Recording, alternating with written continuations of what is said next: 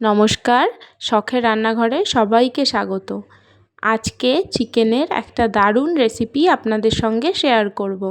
তাহলে চলুন শুরু করা যাক।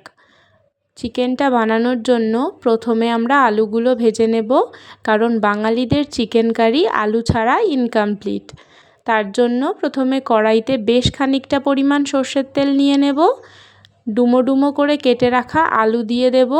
অল্প লবণ আর হলুদ দিয়ে আলুগুলো লাল লাল হওয়া পর্যন্ত ভেজে নেব।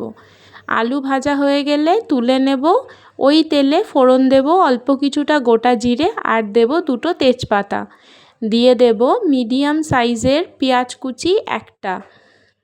পেঁয়াজটা গোল্ডেন ব্রাউন হয়ে গেলে দিয়ে দেব একটা বড় সাইজের পেঁয়াজ বাটা। এর মধ্যে দিয়ে দেব আদা আর রসুন বাটা। সব কিছু একসঙ্গে ভাজতে থাকবো যতক্ষণ না পর্যন্ত মশলার থেকে কাঁচা গন্ধটা চলে যাচ্ছে।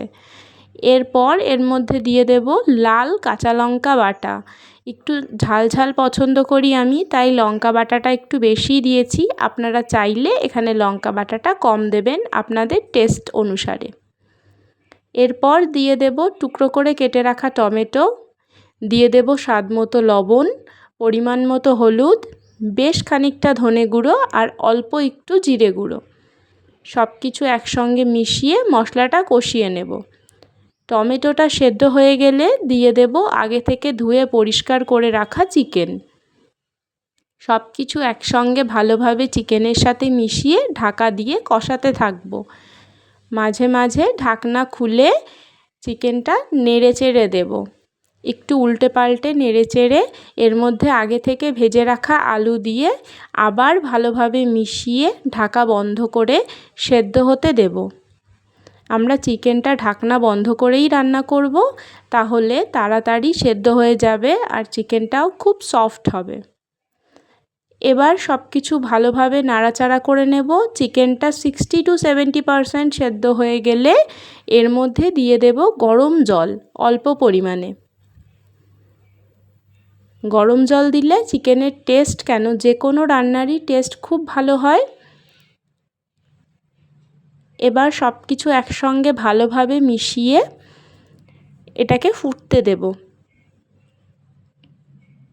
এই চিকেন কারি ভাত, রুটি, পরোটা, লুচি, এমনকি বাসন্তী পোলাওয়ের সাথেও কিন্তু খুব ভালো লাগবে। যেহেতু এই চিকেন কারিটা একটু ঝাল ঝাল হবে, তাই এটা বাসন্তী পোলাওয়ের সাথে সবচেয়ে বেশি ভালো লাগবে। মিষ্টি মিষ্টি বাসন্তী পোলাও আর ঝাল ঝাল চিকেন কারি, এই কম্বিনেশানটা কাদের পছন্দ তারা কিন্তু একটু কমেন্টে জানাতে পারেন।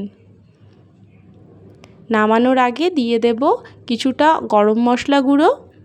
এবার সব কিছু নাড়াচাড়া করে 15 মিনিটের জন্য রেস্টিং টাইমে রেখে দিয়ে নামিয়ে নিলেই তৈরি হয়ে গেল দারুণ স্বাদের ঝাল ঝাল চিকেন কারি।